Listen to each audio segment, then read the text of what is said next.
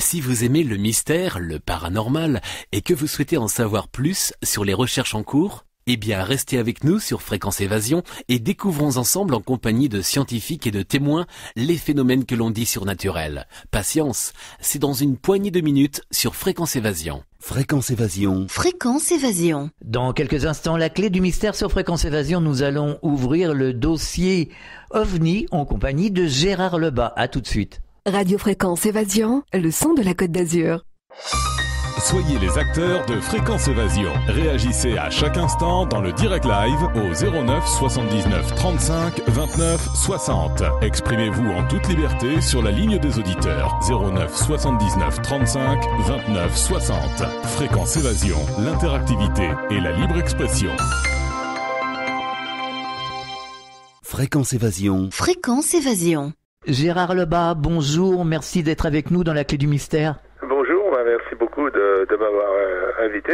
C'est un plaisir d'être avec vous ce jour. Et d'autant plus que c'est pas la première fois. Non, exactement, oui. C'est un plaisir de vieilles connaissances, puisque nous avons déjà eu l'occasion de faire diverses interventions, notamment il y a quelques années. dans les années 2005, après les rencontres, ou même avant les rencontres européennes de Châlons-en-Champagne. Donc, tout à fait. C'est pas nouveau. Ça nous rajeunit pas tout ça. Eh oui, les années passent. Oui. Alors, vous vous intéressez au phénomène OVNI depuis combien de temps ? Personnellement, j'ai commencé, à m'intéresser au sujet dans les années... fin des années 60, exactement, voilà, je vais y arriver. Et donc, à ce moment-là, j'avais 16 ans, à peu près, et j'ai lu un certain nombre d'articles dans la presse, c'était Le Parisien, et c'était des articles à cette époque relatifs au bouquin de Frank Edwards, Les soucoupes volantes affaires sérieuses, et ça m'avait donc déjà un peu impressionné, et dans la foulée, j'ai rencontré une personne dans le cadre professionnel qui était lui membre de la commission d'enquête donc sur le phénomène OVNI, la commission Ouranos. Donc c'est la première revue et la première association qui s'est intéressée au phénomène OVNI, qui a été créée dans le début des années 50. Et donc de fil en aiguille, je suis arrivé à m'intéresser donc à ce sujet. Ça fait là maintenant, je dirais, c'est pas nouveau non plus. Ça fait près de 50 ans, puisque je devais avoir 16 ans à peu près quand j'ai commencé. Et de fil en aiguille, j'ai fait des enquêtes. Ensuite, j'ai fait une association sur le phénomène où j'ai participé à une association qui était en Suisse, qui s'appelait le Géos Suisse. Et au bout d'une année ou deux, cette association ayant arrêté ses activités, j'ai repris cette même association en France, et j'en ai fait une revue, et puis voilà, de fil en aiguille, ça fait plusieurs décennies que je m'intéresse au sujet. Alors vous-même, vous avez jamais été témoin de phénomènes ? Mais non, personnellement, non, j'ai jamais eu l'occasion de faire des observations d'objets volants non identifiés ou de phénomènes insolites.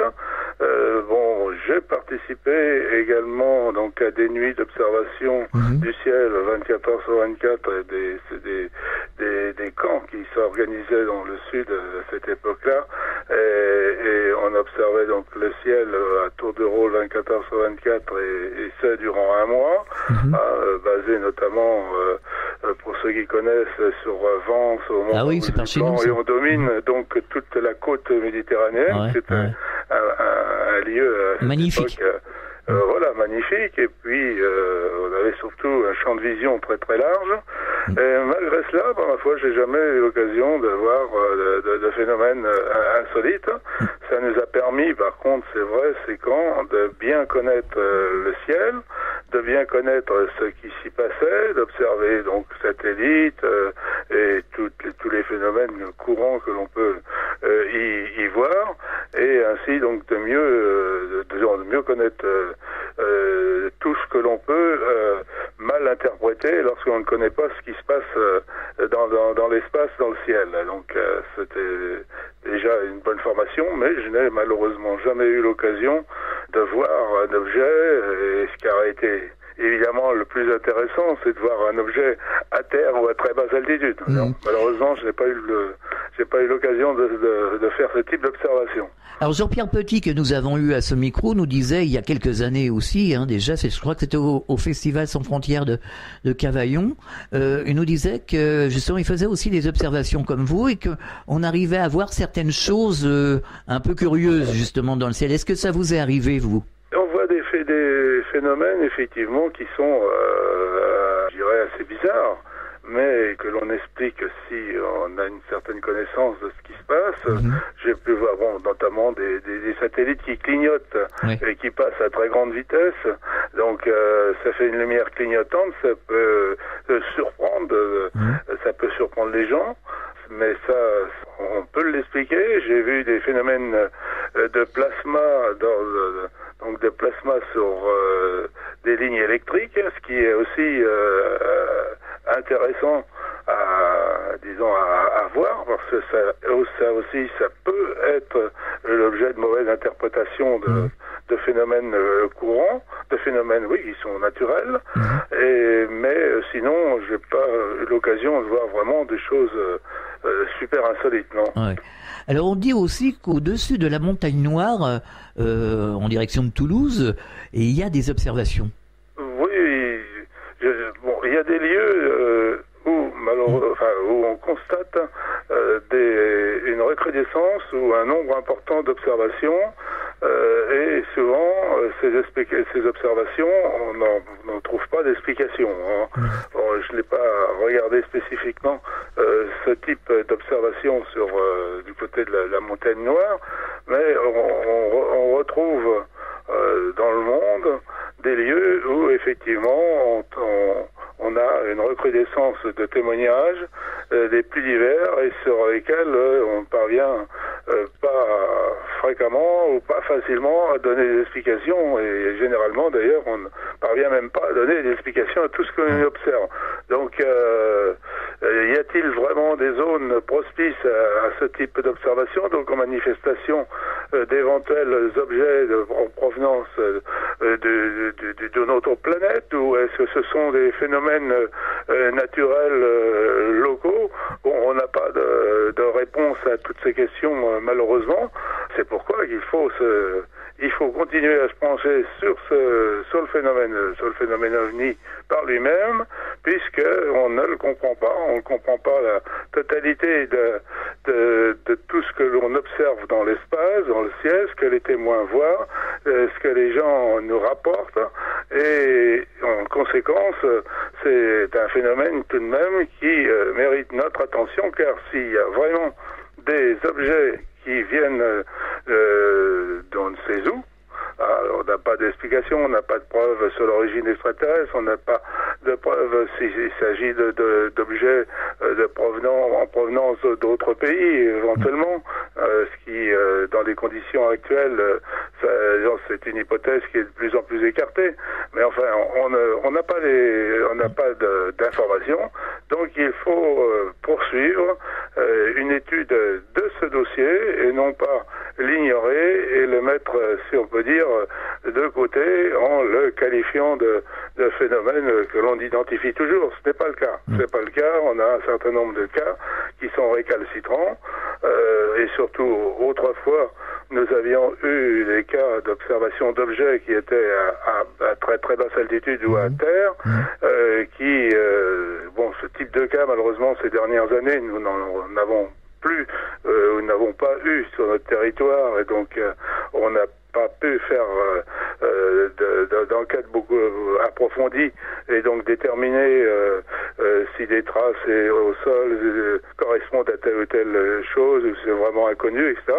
Mais par contre, on a déjà des indices sur des cas anciens où on a retrouvé tout de même des choses, je dirais bizarres, inconnues, et qui nous font dire qu'effectivement il y a quand même un phénomène sur lequel il faut se pencher, un phénomène qu'il faut étudier scientifiquement et mettre tous les moyens nécessaires afin de trouver une solution à à ce qui se passe réellement dans le cadre de ce dossier. Oui. Alors, il y a beaucoup de témoins, hein. Il y a des gens qui disent avoir eu des rencontres rapprochées, d'autres personnes qui se sont fait enlever.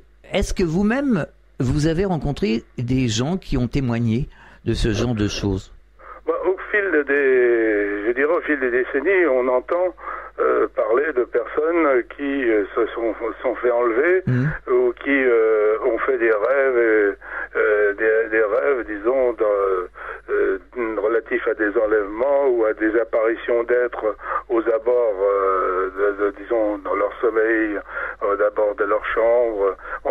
C'est vrai, il y a ce type de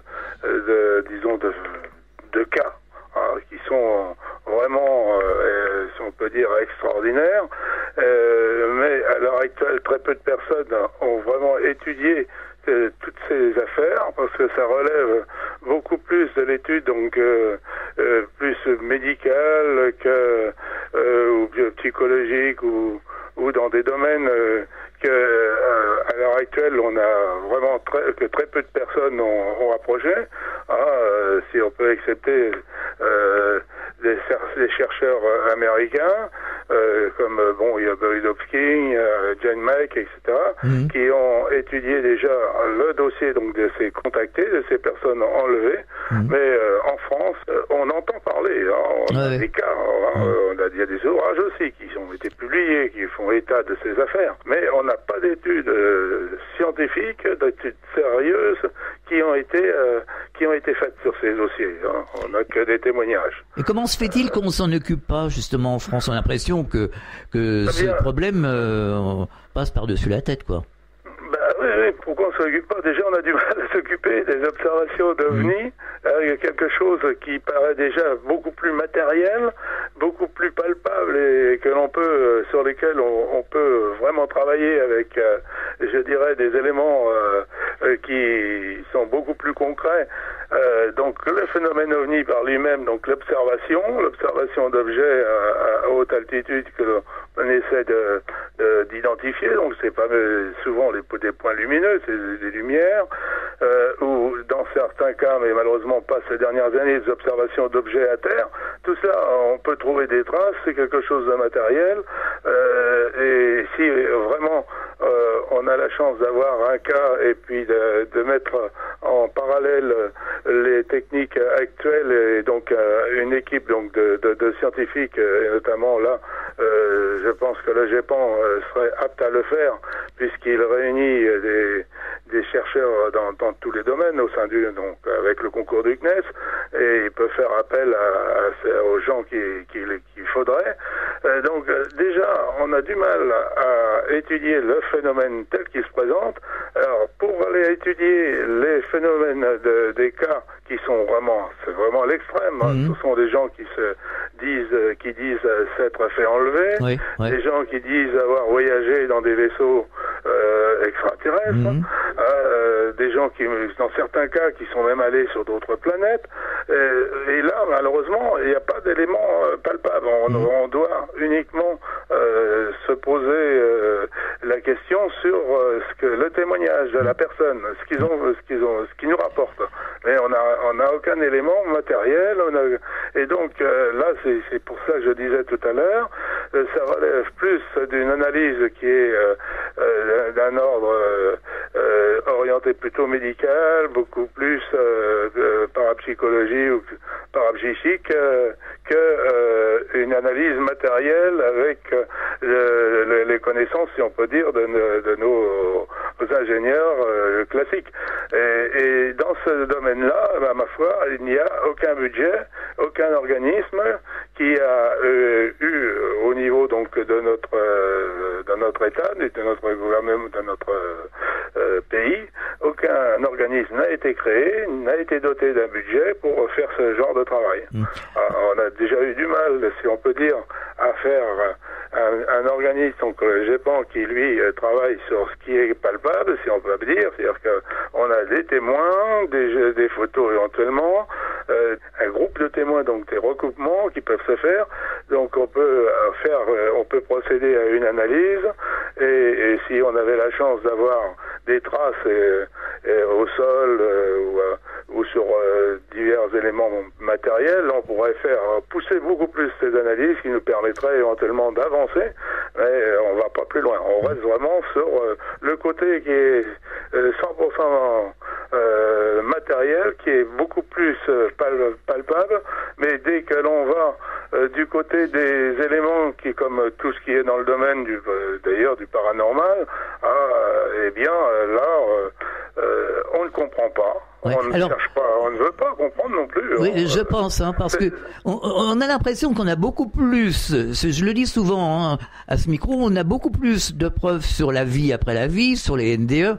D'ailleurs, le docteur Jean-Jacques Charbonnier, avec qui nous faisons des émissions assez régulièrement, tape sur la table. Il dit, je suis docteur, je sais de quoi je parle. Bon, c'est vrai qu'il y a beaucoup de témoins de NDE qui sont revenus avec des preuves tangibles. On cite souvent à ce micro le cas Pamela Reynolds. C'est quand même solide, ça. Il y a pas de problème. Mais on a l'impression qu'avec les ovnis, tout s'évanouit dans la nature. On tourne en rond. D'ailleurs, on nous dit beaucoup que avec le GEPAN, on tourne en rond. Bien, on essaye pour revenir effectivement au NDE, on a un certain nombre de témoignages. Ces témoignages se recoupent et il est vrai qu'on pourrait arriver à en tirer des conclusions et en faire une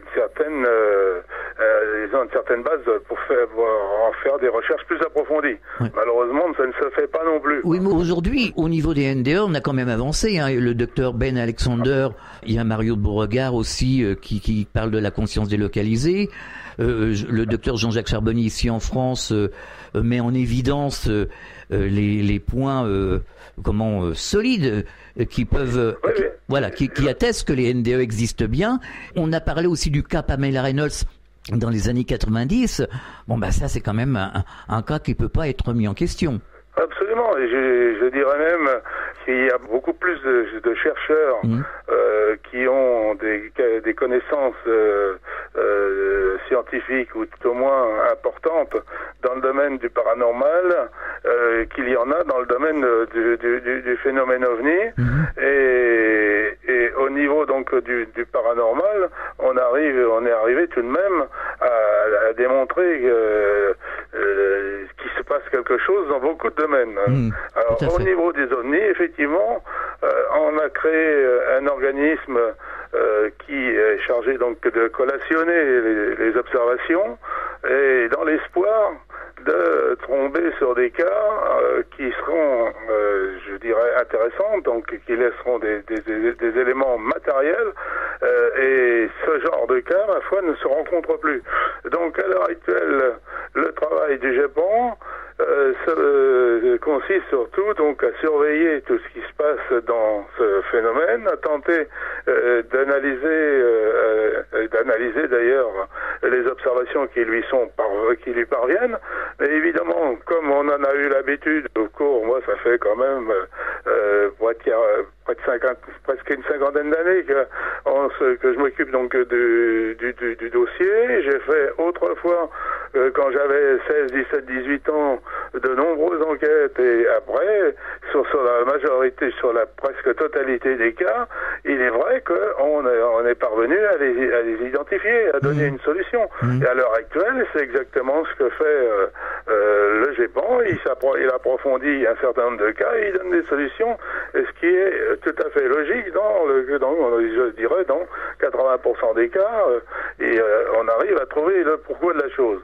Après, reste un certain nombre de cas qui n'ont pas de solution, mais qui sont des cas qui nous apportent, je dirais, pas beaucoup plus d'éléments, c'est-à-dire qu'on n'arrive pas à trouver quel genre de phénomène c'est, et les cas les plus intéressants d'objets à terre ces dernières années, ma foi, on a rien. Donc c'est vrai, on a l'impression que le GEPAN tourne en rond. Bon, il a qu'un travail apparemment donc de surveillance et de façon à surtout tenter de trouver des cas intéressants qui permettraient de faire évoluer le problème, mais il n'y en a pas. Et nous-mêmes, en tant que disons qu'ufologues, qu'il y a personne qui nous intéressons au dossier OVNI, moi on publie donc des sites internet dans le cadre de nos associations, de nos organisations, de nos structures, eh bien, on n'a pas de cas importants. Donc on tourne nous-mêmes, on tourne en rond. On a le même souci,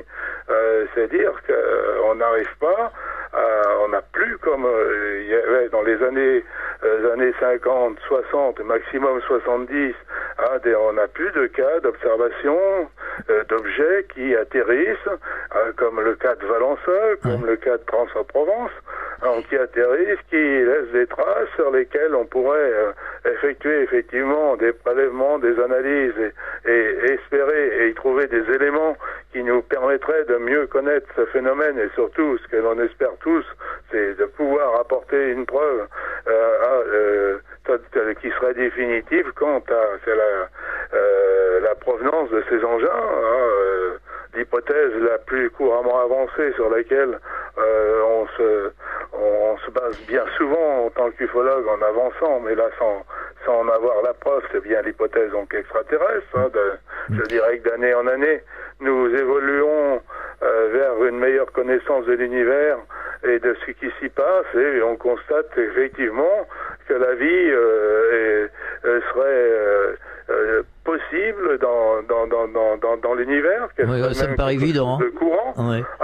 Et donc, pour le moment, c'est si on peut dire, les éléments de travail qui, comme pour le GEPAN ou pour certains organismes privés qui travaillent sérieusement sur le dossier, eh bien, on souhaiterait pouvoir prouver vraiment l'origine de ces objets, de ce phénomène, et à la fois, c'est vrai, dire effectivement, ça fait quand même 30 ans, 40 ans que l'on dit que ça peut n'être qu'extraterrestre, et bien pouvoir le prouver une bonne fois pour toutes. On marque une pause dans la clé du mystère, on revient dans quelques instants. De Menton à Toulouse, Radio Fréquence Évasion, le soleil du Grand Sud. Sur Fréquence Évasion, les stars d'hier, d'aujourd'hui et de demain se racontent en toute liberté. Bon surf sur le site de Fréquence Évasion. Partout dans le Grand Sud, Fréquence Évasion. Nous sommes de retour sur Fréquence Évasion, toujours en compagnie de Gérard Lebas. Nous parlons OVNI. Est-ce que vous avez entendu parler de cette histoire de cet ufologue de Montpellier qui avait un ami qui faisait du bois dans la région de Montpellier, Narbonne je crois, et qui est sorti dans une clairière et qui a vu 3 personnages. Sur les 3 personnages, je crois qu'il y avait un albinos. Enfin, il parlait un espèce de français bizarre, a-t-il dit. Et ces 3 personnages, ce monsieur leur a dit qu'est-ce que vous faites ici? Et ils leur ont répondu planète Earth. Ils sont montés sur un espèce de véhicule, ils avaient comme un genre de scooter. Ils sont partis dans les airs, ils ont disparu. Et il y a eu des témoignages justement de la même histoire sur Marseille le lendemain, je crois. Est-ce que vous avez entendu parler de cette histoire-là? Non, j'ai pas ça m'est pas arrivé à mes oreilles, si on peut dire. Et je connais des gens aussi bien sur Montpellier, sur Marseille, personne ne m'a parlé de ce genre de cette affaire. Il est évident qu'il faut, si on peut dire, attaquer, dans un cas comme cela, attaquer méthodologiquement le dossier, de façon à pouvoir remonter la source, avoir des détails au maximum et de vérifier sur les lieux, sur d'une telle observation, s'il ne reste non seulement des traces, mais des traces aussi qui ne seraient pas éventuellement perceptibles par l'œil, au niveau donc des radiations, au niveau de ça. Donc il peut y avoir un travail à faire. Ce genre de témoignage, il est évident que s'il parvient des années après ou des mois après, on peut rien faire.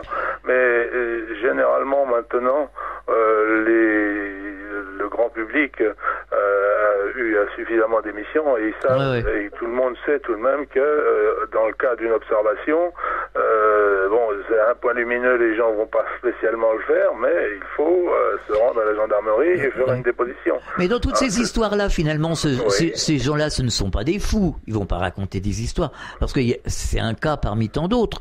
Et puis, si on se réfère dans le temps à cette vague d'OVNI, je crois que c'était dans les années 50 à Los Angeles, ça, c'est quand même du tangible.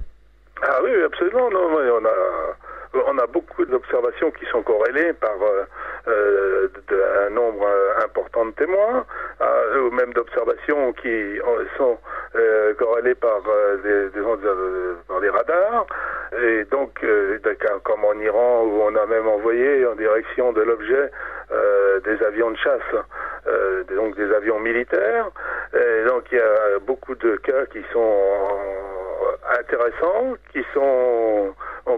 qu'on reconnaît comme étant réels, puisqu'ils ont fait l'objet de rapports précis, mais qui n'ont jamais permis, malheureusement, comme je disais tout à l'heure, de prouver définitivement l'origine de ces objets. On constate ces engins, on constate leur présence, et on n'est jamais parvenu à vraiment soit les capturer, soit en trouver l'origine. C'est ça le gros problème. Ça fait des décennies qu'on travaille sur le sujet. Justement. Qu'est-ce que vous pensez des crashs? On parle toujours celui de Roswell, mais il y en a eu d'autres de crashs. Et alors, ces cadavres, entre guillemets, où sont-ils? C'était quand même du matériel. C'était quand même palpable, ça aussi. Oui, mais seulement le gros problème, est-ce que, disons à l'heure actuelle, si vous vouliez les trouver, si vous vouliez les palper justement, eh bien on ne remonte jamais à la source. C'est ça le problème. On parle du cas de Roswell, et il y en a eu en URSS, il y en a eu dans d'autres pays, semble-t-il. Mais le gros problème, c'est que on remonte jamais à la source en Roswell. Est-ce que c'est véritablement le gouvernement américain qui met un blackout total sur ce dossier? Là, on n'a pas. On a l'impression, on peut rien dire. Ce qu'on sait, au niveau de la France, au fil des décennies, et compte tenu des contacts que l'on peut avoir, on sait qu'effectivement ils ont pas, ils sont comme nous, au niveau politique, au niveau militaire. Ils constatent, ça va pas plus loin d'ailleurs, ils perdent même pas de temps à étudier ce domaine, ça les intéresse pas. Oui, mais on a l'impression. On sait que sur la France, on détient pas ce genre de pièces, mais par contre, on se pose la question au niveau des États-Unis. Il y a le cas de Roswell ou même les cas russes. On remonte pas. Alors donc, on est à l'heure actuelle à se dire, c'est toujours un kit double. Moi, j'y crois pas. Mais alors, et ça, c'est pas scientifique du tout. On ne remonte pas à la source, ou on ne peut pas remonter à la source, ou on ne veut pas remonter à la source? Ah bien, en général, on ne peut pas remonter à la source. Oui, voilà, il y a un blocage. Oui, on a, notamment dans le cas de Roswell, si vraiment le gouvernement américain cache quelque chose, eh bien, c'est bien caché, puisque depuis plus de 50 ans, 60 ans même, eh bien, c'est tenu au secret, et il semble difficile tout de même de tenir au secret aussi longtemps quelque chose d'aussi important. C'est quand même curieux qu'on a aujourd'hui. Non, mais c'est curieux, mais j'ai pas plus de questions. Je peux pas vous dire, on peut pas dire, même lorsque l'on étudie le dossier le plus sérieusement possible, Roswell, c'est vrai, Roswell, il y a des indices, mais on n'a pas les preuves définitives, et c'est ça le problème, c'est ça aussi le souci. Qu'est-ce qui se passe? On a beaucoup d'indices, il y a toujours des personnes qui s'intéressent de près à ce dossier, qui collationnent tous les renseignements possibles.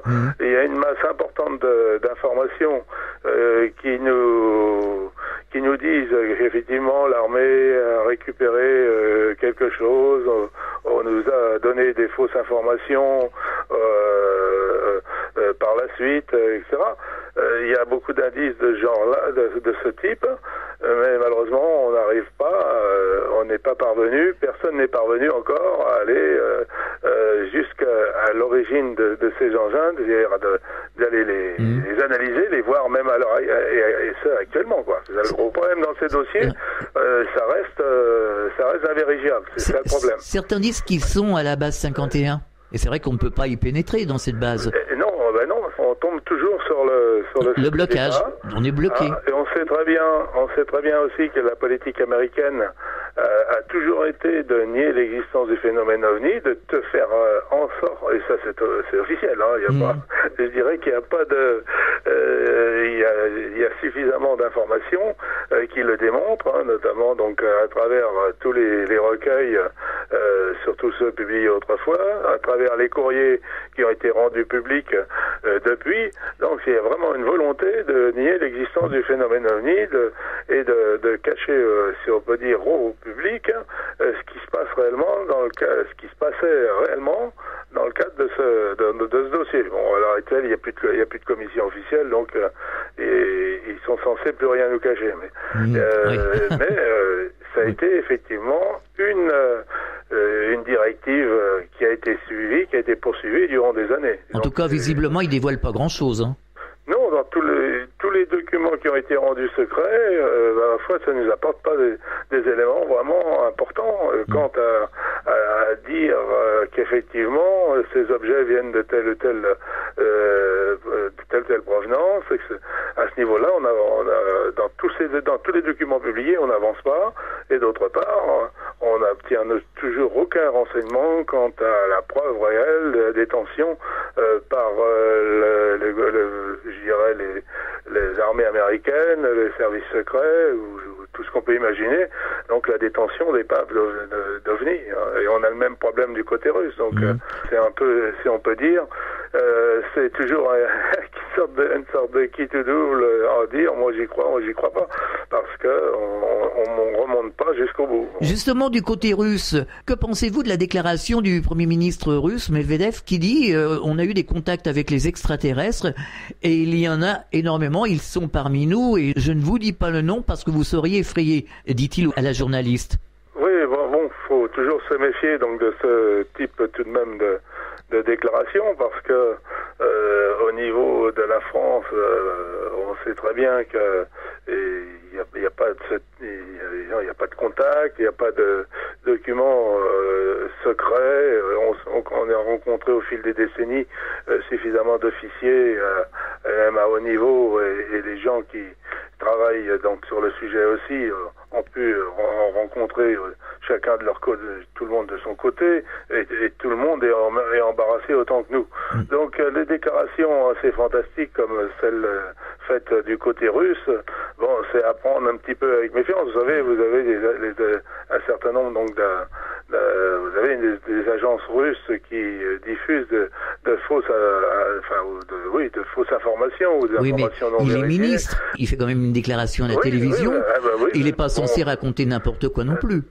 Oui, absolument. Je suis d'accord avec vous. Mais bon, après, il faut vérifier sur place ce qu'il en pense réellement. Il faudrait le questionner. Or là, on n'a pas d'éléments non plus. On peut pas nous-mêmes, à partir de notre pays, aller contrôler si c'est réel, ce qui est dit.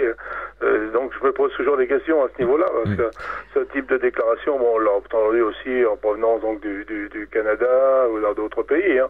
Et par contre, bon, après ça ne débouchera rien. Alors, qu'en est-il en réalité? Moi, je n'ai pas la question. Non, je suis, si on peut dire, beaucoup plus sur le concret au niveau de ce qui se passe chez nous, parce que bon, on dit beaucoup de choses sur ce qui se passe en Chine, sur ce qui se passe dans les pays tellement lointains, donc des choses que personne ne peut vérifier ou que personne ne va vérifier, et puis ça reste toujours donc des rumeurs. Mais ce qui se passe en France au niveau donc de la recherche par elle-même sur le phénomène, là c'est beaucoup plus concret pour moi. Il y a des hypothèses émises comme cela à travers le monde qui font état disons, d'informations plus ou moins fantastiques.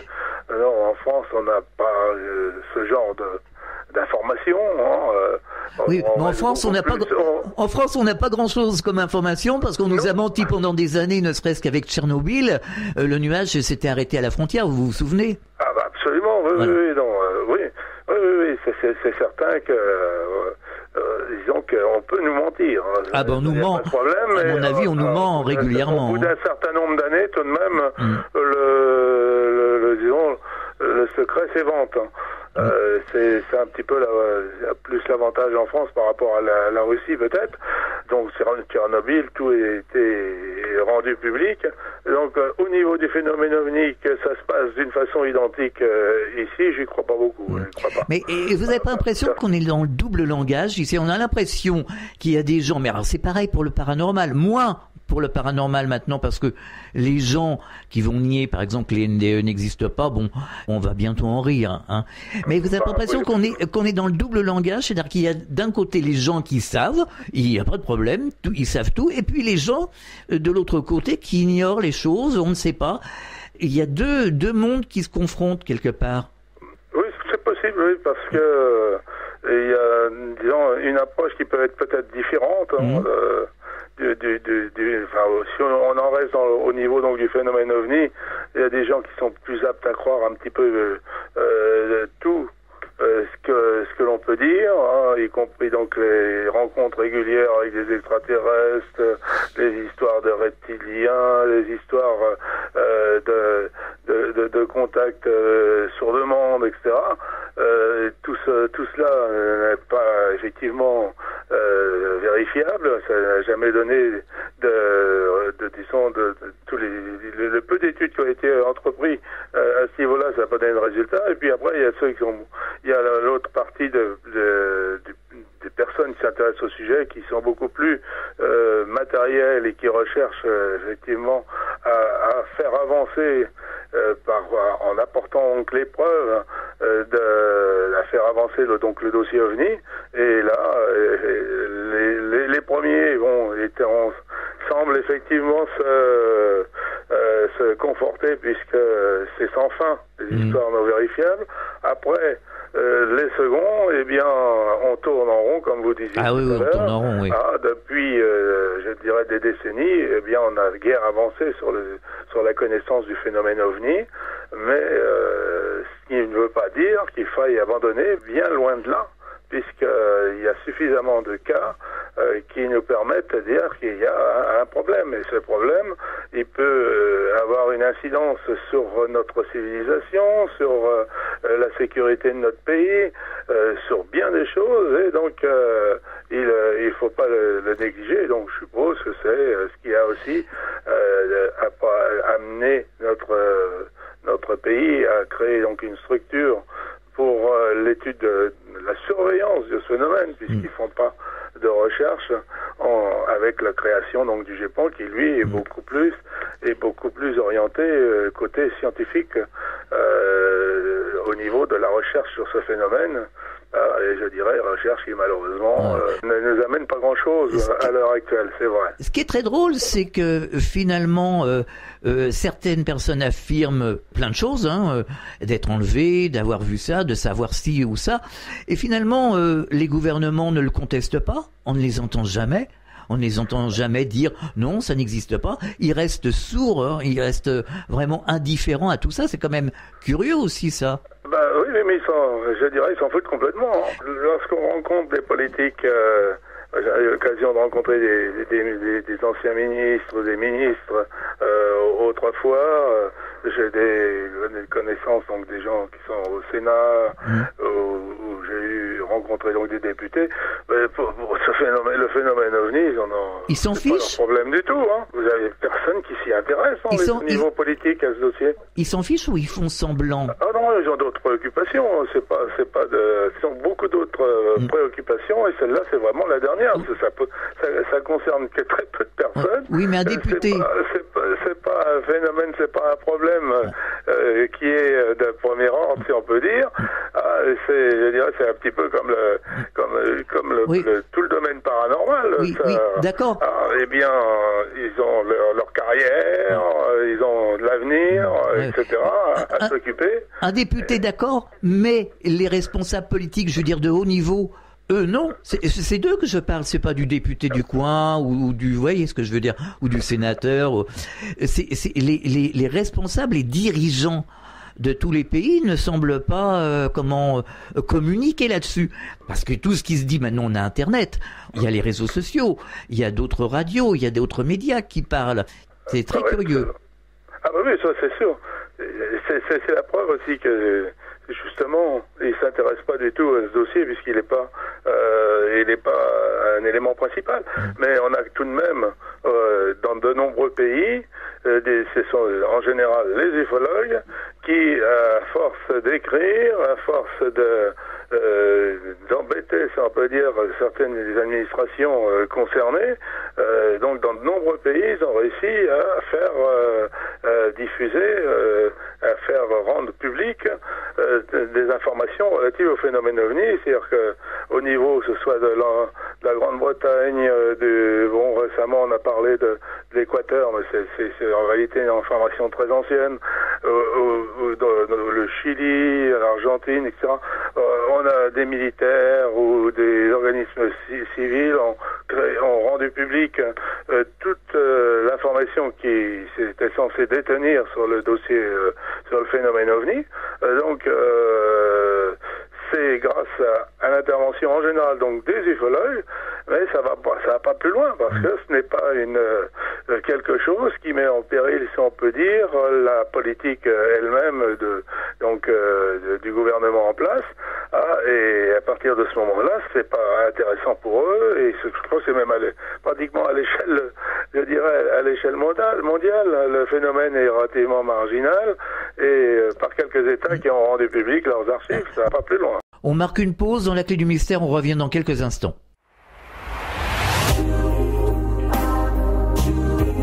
Fréquence Évasion Radio.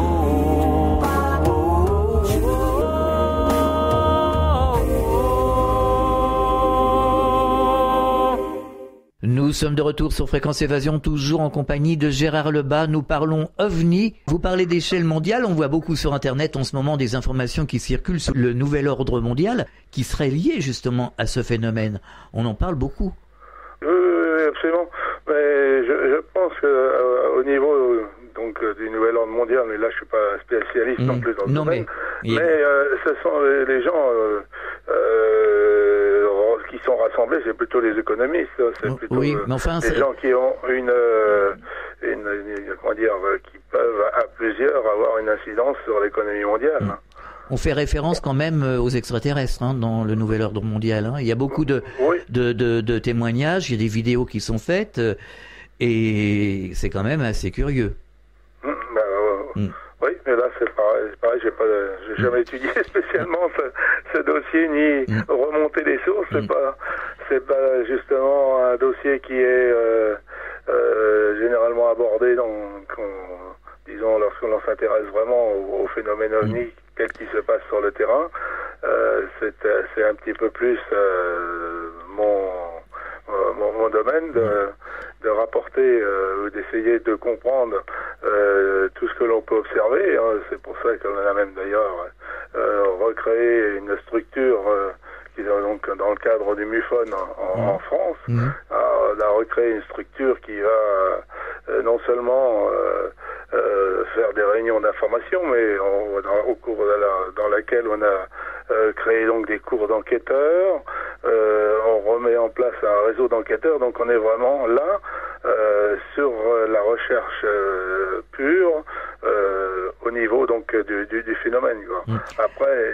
Après, au niveau de ce qui s'y dit dans les instances internationales, moi je me souviens, il y a quelques décennies, on a parlé du dossier OVNI à l'ONU.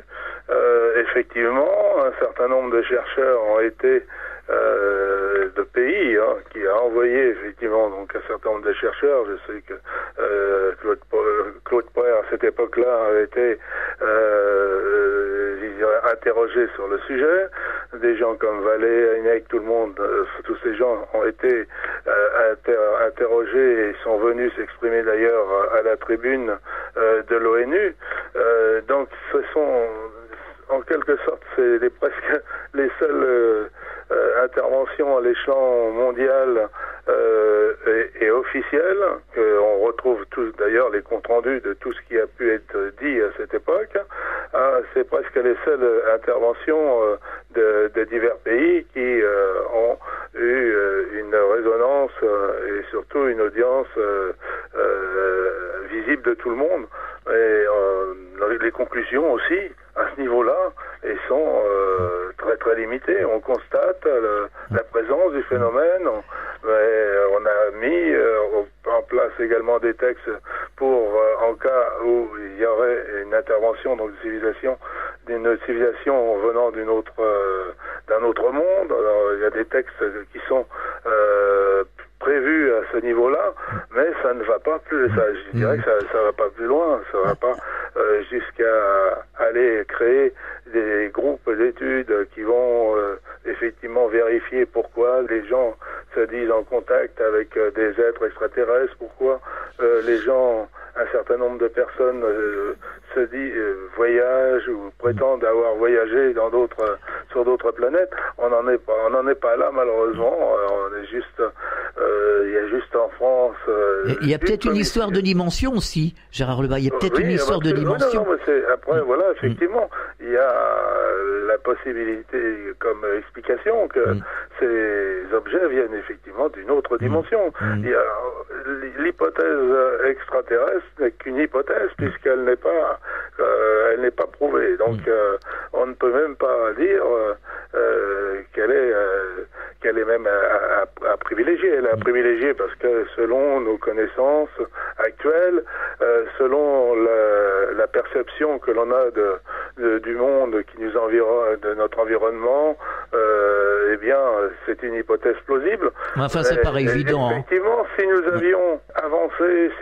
avions avancé beaucoup plus dans les connaissances, disons des mondes parallèles et des possibilités de passage de dimension en dimension, on aurait certainement une autre approche quant à l'origine du phénomène OVNI. Oui, c'est une possibilité que l'on ne peut à l'heure actuelle pas écarter, mais que l'on ne peut pas prouver non plus.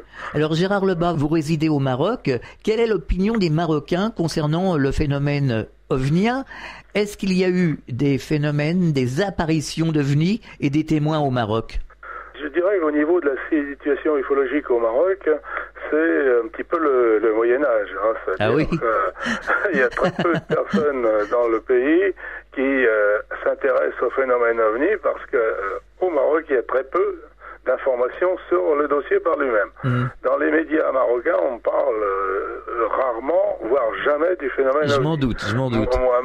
Moi-même, j'ai tenté de faire des interviews avec, j'ai eu une expérience d'interview avec un magazine, ça n'a pas abouti. J'ai eu une expérience d'interview avec un site internet d'information où j'avais le rendez-vous, et après ça n'a pas été plus loin. C'est peut-être que effectivement j'ai pu intéresser des personnes qui après ont dû rendre compte à la rédaction, et là on a pu leur dire eh bien, phénomène OVNI, on n'y touche pas. C'est une possibilité, on n'a pas la preuve, mais on sait que dans le pays, on tient une certaine distance avec le dossier. Très peu de médias en parlent. Je dirais que dans tous les journaux qui sont publiés au Maroc, si on voit une information sur le phénomène OVNI chaque année, c'est tout. On est vraiment très loin de la France. Mais bon, les Marocains parlent tout de même le français beaucoup, regardent la télévision française et sont informés de ce qui se passe via les émissions qui sont diffusées. Donc un certain nombre de personnes connaissent effectivement le dossier OVNI. Bon, c'est un nombre très limité.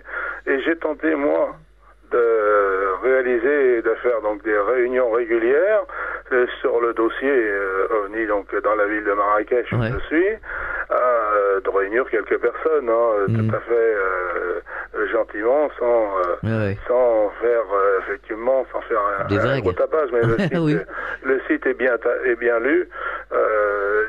Là-bas, il y a plusieurs centaines de personnes qui viennent sur le site chaque jour, donc on arrive à toucher quand même un certain nombre de personnes. Mais le problème, c'est que donc si vous touchez donc des personnes qui ont la chance d'aller de temps à autre dans des cyber, regarder un peu ce qui se passe sur Internet, ou qui, dans une classe un petit peu plus aisée, ont un ordinateur et Internet chez eux, bon, ces personnes-là ne sont en général pas tout de même des gens qui ont des gros moyens, et donc venir régulièrement à des réunions où ne serait-ce où il y a un repas à payer, déjà là, il y a ce genre de cette catégorie de personnes, ça ne vient pas. D'autre part, au Maroc, la notion du rendez-vous est quelque chose de plus aléatoire que chez nous, si bien que sur, je dirais, une dizaine de rendez-vous, il y aura une ou deux personnes qui vont venir. Déjà, c'est une difficulté. Donc il faudra perdre un temps important pour pouvoir convoquer la personne et voir effectivement l'informer, quoi, donner des informations sur le dossier et les rencontrer. Donc les réunions qui, elles, ont des dates fixes et des heures fixes, eh bien, ça ne fonctionne pas. Ça ne fonctionne pas pour déjà ces deux raisons. Et puis, même si on touche des personnes qui sont aisées, j'ai eu l'occasion d'avoir de toucher donc des gens qui avaient des moyens importants, qui étaient donc très aisés. Cette catégorie de personnes, à ma foi, n'a pas le temps à d'autres tâches et n'a pas le temps. C'est un peu d'ailleurs ce qu'on retrouve aussi en France, d'ailleurs dans notre pays, les ingénieurs, les gens à haut niveau qui ont des occupations prenantes, eh bien n'ont pas le temps de participer à ces réunions et ne viennent pas. C'est bien que je ne suis pas parvenu à faire ces réunions et j'ai mis en place un autre principe là-bas, c'est de faire les réunions à mon domicile si on peut dire, sur rendez-vous, et c'est pour ça que je reçois assez souvent donc des personnes qui viennent d'ailleurs un peu, je dirais presque des quatre coins du globe, puisque il y a des gens à l'occasion de leur passage sur Marrakech qui viennent d'Argentine, qui viennent du RSS ou d'autres pays, à ma foi, envoie un mail et nous rendre visite, et ça permet donc de faire un petit peu d'information à ce niveau-là, mais c'est très limité, puisque au niveau donc de la diffusion des médias, sur les médias, les grands médias, on n'y arrive pas. Bon, j'ai pu mettre un certain nombre d'informations sur des forums, ce qui m'a permis de faire l'histoire donc des ovnis au Maroc, puisqu'il n'existe rien. Si vous souhaitez avoir une documentation sur ce qui s'est passé au Maroc, sur les observations et tout ça, vous ne trouvez rien. Et donc j'ai mis en place une structure pour rechercher toutes les observations et tous les documents. Et j'ai eu la contribution de nombreux chercheurs à l'échelon mondial, mais en plus avec l'accès sur un certain nombre donc, de forums, j'ai pu retrouver des observations un peu partout donc au Maroc. Et bon, il y a cet ouvrage, si on peut dire maintenant, fait quelques 200 pages et donc plusieurs centaines d'observations, et je pense qu'on a réussi à regrouper une bonne partie de ce qui se passe au niveau ufologie, au niveau donc du Maroc, et c'est maintenant disponible en plus sur Internet, sur le site donc des rencontres ufologiques, où il y a une page sur le dossier OVNI au Maroc et à Marrakech, et là on a accès donc à déjà une documentation importante qui donne une documentation donc sur ce qui se passe spécifiquement au Maroc.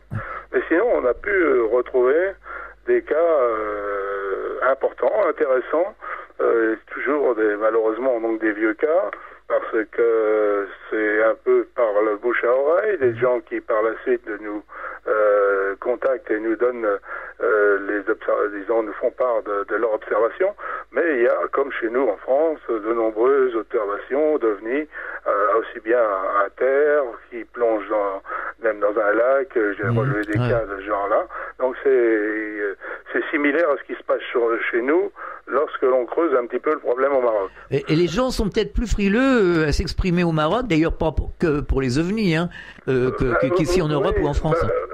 Oui, absolument, non. Vous êtes déjà dans un pays où personne ne collationne ce genre d'informations. Donc la gendarmerie n'est pas formée, n'a pas pour objectif de recevoir des témoignages comme en France de ce qui se passe dans l'espace, dans le ciel. Donc il n'y a pas d'organisme non plus qui s'en occupe. Et d'autre part, il y a quand même tout un historique, un contexte juridique qui est propre donc à ce pays et qui fait que les gens ne parlent pas. Hein. Les gens, tout à fait, oui. Disons, toutes les observations, en général, ne quittent pas le domaine familial. Hein. Oui, tout à fait. Pas beaucoup plus loin, c'est pas facile. Moi, j'ai pu le voir effectivement au fil de ces dernières années, et dans les cas où j'ai pu rencontrer donc des gens habitant le pays, eh bien, c'est toujours avec... il faut les aborder avec un maximum de tact, parce que ils ont toujours peur de représailles, etc. Ah oui, oui, absolument, je les connais bien. Bon, il y a tout de même une certaine surveillance de ce qui se passe à côté, et si un fait assez qui peut être bizarre, eh bien c'est rapporté aux autorités qui ont engagé une enquête, et là-bas c'est pas du tout comme chez nous, si on peut dire, on peut avoir des soucis. Donc tout le monde reste prudent, et dans tous les cas que j'ai vu de personnes sur place, eh bien il n'est pas question de toute façon déjà de diffuser leur nom ou leurs coordonnées, parce qu'ils ont peur d'avoir des problèmes. Ça, c'est tout à fait classique. Donc c'est évidemment, ça ne favorise pas non plus la diffusion donc de l'information. Mais bon, on arrive, lorsqu'on en parle, on arrive à trouver des cas. J'ai pu le voir. Bon, j'ai passé des infos sur un certain nombre de forums, et j'ai suivi des retombées.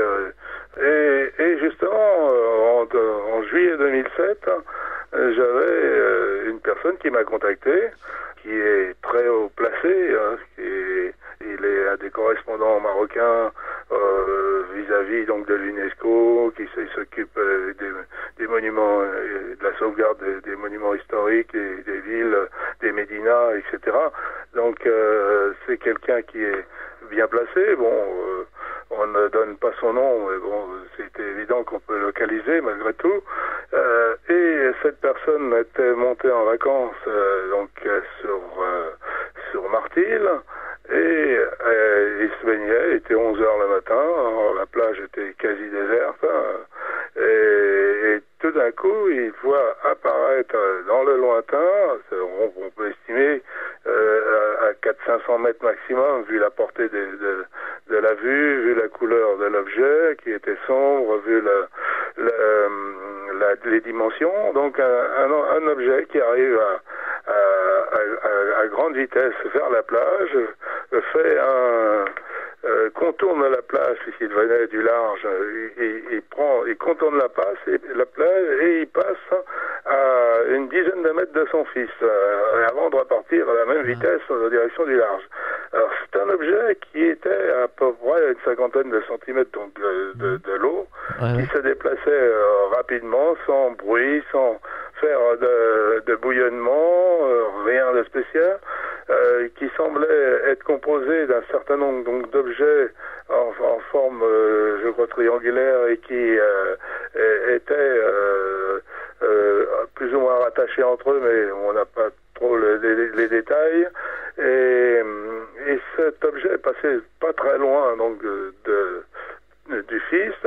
Donc il a pu déterminer la couleur et le voir passer donc très rapidement la grandeur, une longueur d'un mètre, donc en quelque sorte une surface de quelques dizaines de centimètres d'épaisseur sur un mètre de surface, et qui est reparti donc à très grande vitesse. Ce genre d'observation, on a tous les éléments, on a pu tenter même de refaire des calculs quant à sa vitesse, et on arriverait dans des fourchettes qui sont, je sais pas, de 1500 à 5000 km/h. Et donc on a tout de même des informations qui permettent d'étudier le cas.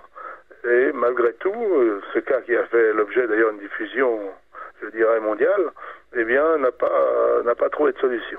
Et c'était en quelle année? C'était en 2007, c'est pas vieux. 2007. Et c'est un cas vraiment qui reste mystérieux, un objet à très basse altitude. On a éliminé toutes les possibilités de drones, objets de ce genre, et on est devant un phénomène que l'on ne comprend pas. Et ce genre de cas, moi, j'ai pu retrouver en 2012. J'ai une personne qui tient un riad donc dans le centre de Marrakech et qui a vu passer 2 énormes disques. Bon, il était dans son patio, 2 énormes disques sont passés au-dessus qui couvraient pratiquement la surface donc, du patio. Donc, quand même. C'est un truc important et à une altitude pas très élevée.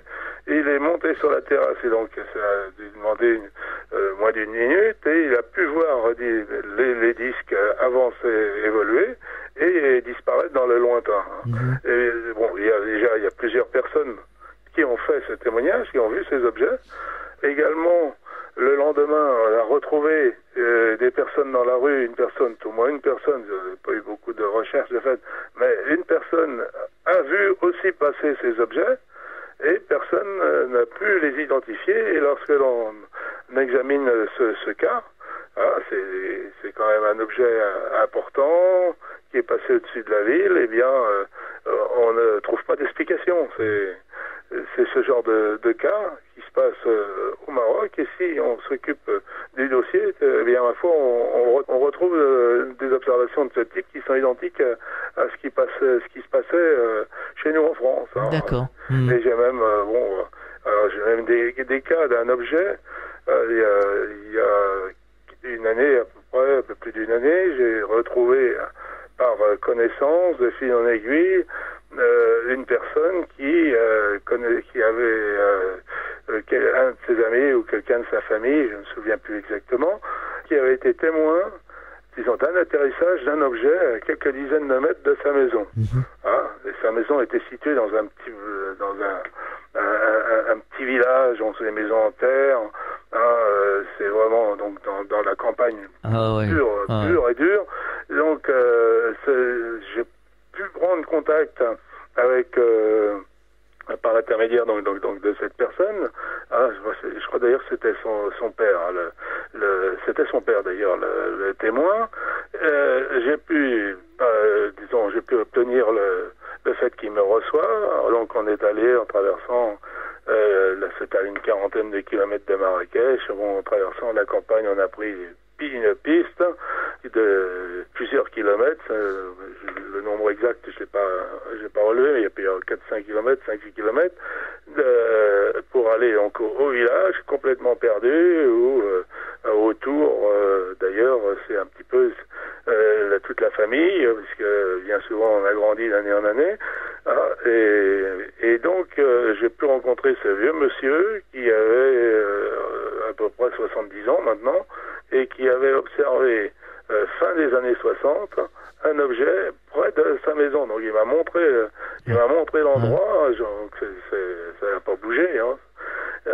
C'était la nuit, la nuit vers 2h du matin. Et la nuit était relativement claire.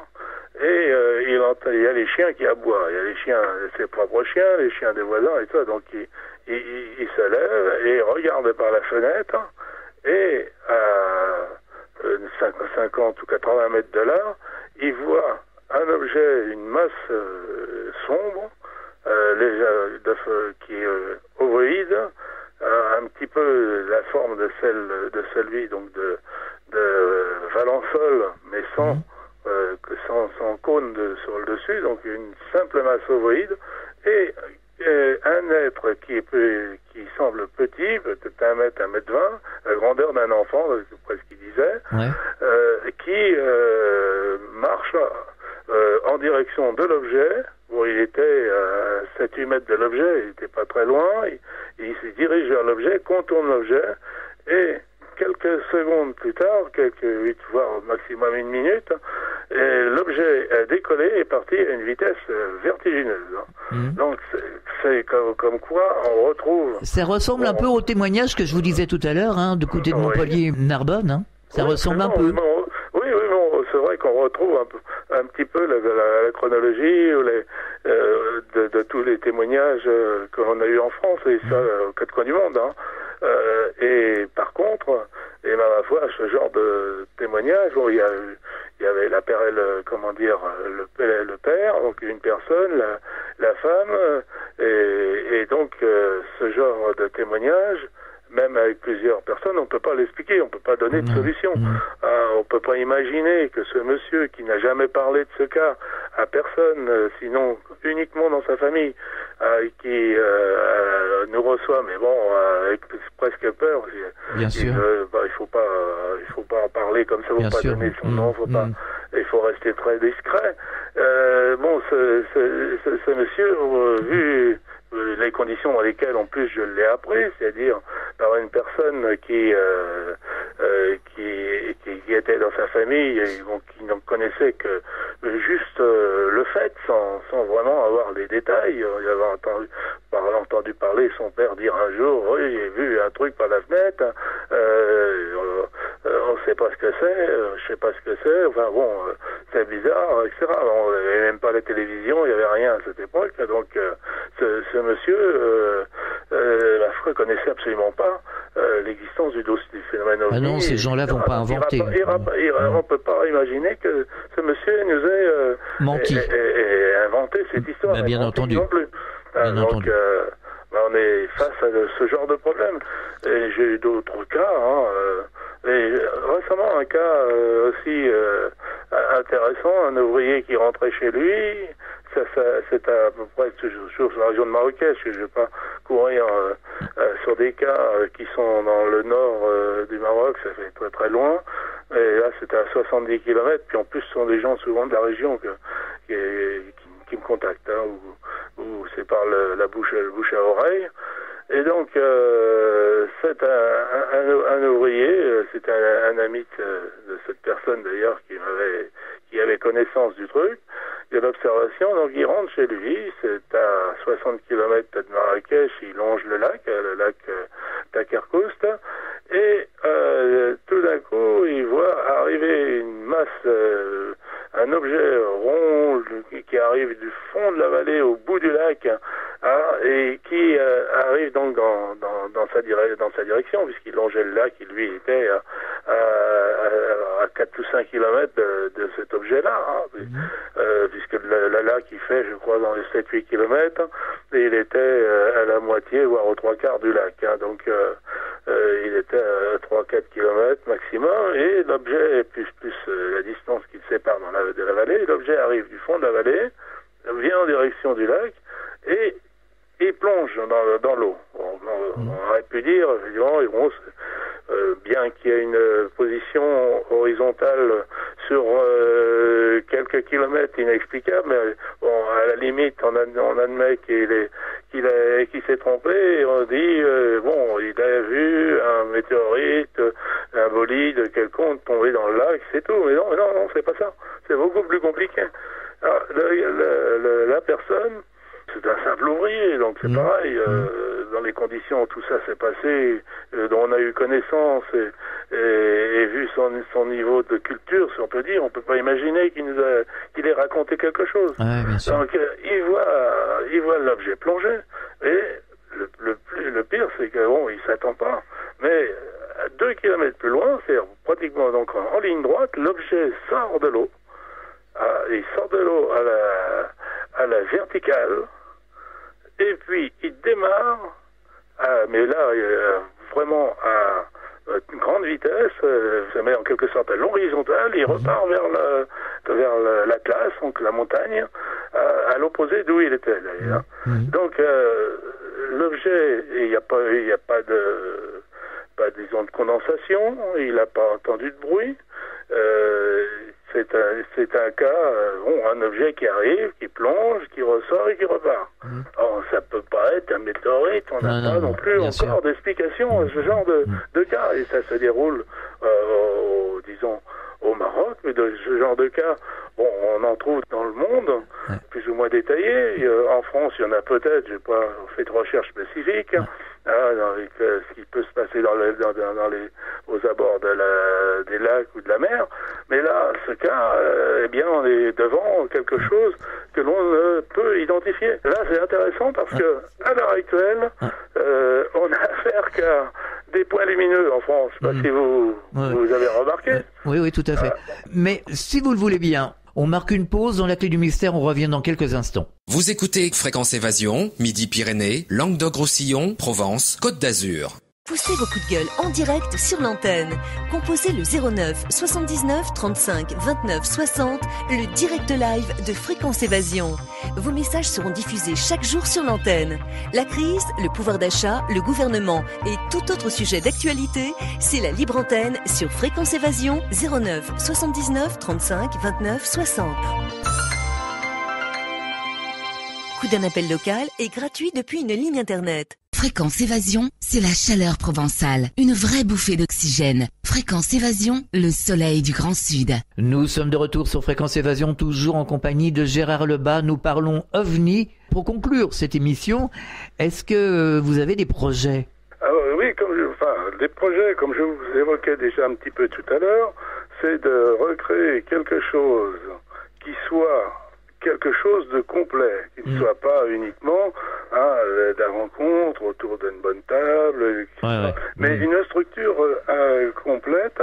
Et cela, ça s'est fait un petit peu, si on peut dire, naturellement, puisque il y a une personne qui a monté en France une représentation donc du MUFON, USA. MUFON, c'est la plus grosse, la plus importante association mondiale du phénomène OVNI. C'est quelque chose d'important, de sérieux, qui a des moyens, un certain moyen financier, etc. Donc c'est quelque chose d'important. Donc cette personne avait fait une représentation en France, et ensuite cette structure a évolué, puisque cette structure de base, qui était un peu une idée, s'est concrétisée par le fait surtout que Jacques Battenet en a pris la direction, a décidé de se lancer dans cette aventure, de façon à faire une structure en France orientée surtout vers la recherche et développement, l'enquête et éventuellement donc la communication. Et donc Jacques Battenet, qui est donc un ancien directeur, donc ancien responsable donc du GEPAN, a pris en main cette affaire, et on a créé une structure maintenant qui est beaucoup plus importante, puisqu'elle a déjà donc le site propre au MUFON. Elle a aussi un département études et recherches. Pour le moment, on a développé ce qui est appelé le projet Licorne 2, c'est la mise en place, c'est en collaboration d'ailleurs avec le GEPAN, c'est la mise en place d'une base de données qui serait accessible à tout le monde, une base de données qui serait aux normes actuelles et qui serait, si on peut dire, le top dans le domaine. Donc ça, c'est un projet au niveau recherche-développement, mais il y a d'autres... vous viendrez nous en parler. Il faut que les gens intéressés contactent dans ce cas-là donc le MUFON France. On a refait une section qui regroupe tout ce qui est les enquêtes. C'est dirigé par Jean-Luc Lemaire, qui est formateur de sa profession, et donc il a mis au point un cours d'enquêteur qui est en train de se mettre en ligne progressivement.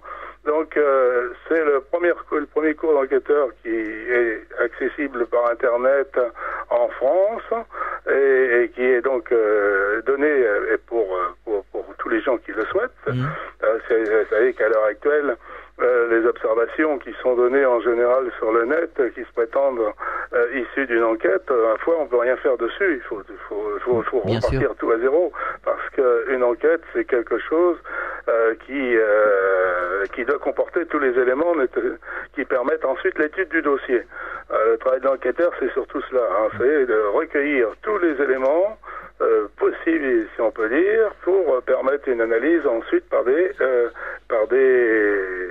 techniciens, par des spécialistes, et c'est ce qui est mis en place donc, au MUFON. Et donc pour compléter ces cours d'enquêteurs, il y a effectivement un réseau d'enquête qui se met en place actuellement. Donc des gens qui certains seront formés, d'autres, s'ils sont compétents, pourront également le rejoindre. Et donc, lorsque ces gens seront bien formés, pourront faire des enquêtes, et on commence d'ailleurs à faire ses propres enquêtes. Eh bien, vous viendrez nous en parler à ce micro, parce qu'on a largement dépassé, donc on peut vous retrouver sur Internet. Oui, absolument. Donc, déjà, en tapant sur Google, on ne va pas épeler la totalité. Ouais. Le MUFON France, vous atterrez sur le MUFON France, le site du MUFON France, et il y a également le site de diffusion grand public. Le MUFON France, c'est un site orienté scientifique. D'accord. C'est un site qui est destiné plus aux chercheurs, et quelque chose donc de sérieux, qui est très sobre et qui est surtout plus embêtant pour le grand public. Et donc pour le grand public. Et donc pour le grand public, on a mis en place un autre site qui s'appelle les rencontres ufologiques. C'est pareil, faites rencontreufologique.com sur Google, il n'y a aucun souci. D'accord. Et là, vous pourrez participer à plusieurs activités qui sont données dans le cadre de ce site, c'est-à-dire créer des lieux de rencontre, aussi bien au niveau, que ce soit des cercles, que ce soit des repas, que ce soit des cafés, que tout ce que l'on voudra, sont des lieux de rencontre de personnes dans une ville où ils peuvent se réunir pour discuter OVNI. Après, on regroupe, on donne la parole à tous les auteurs de personnes qui souhaitent s'exprimer sur le sujet OVNI ou qui ont quelque chose à dire, qui ont fait des enquêtes, etc. Donc il y a des pages spécifiques à tous ces gens qui souhaitent s'exprimer. Gérard Lebas, on se retrouvera une prochaine fois, il n'y a aucun problème. Vous viendrez nous parler des nouveautés, ça nous fera plaisir. Merci d'avoir participé à la Clé du Mystère sur Fréquence Évasion et à très bientôt. Merci beaucoup, merci à Fréquence Évasion d'avoir bien voulu m'accorder la parole. Merci à toute l'équipe et à bientôt. On se retrouve prochainement, au revoir. Au revoir. Fréquence Évasion.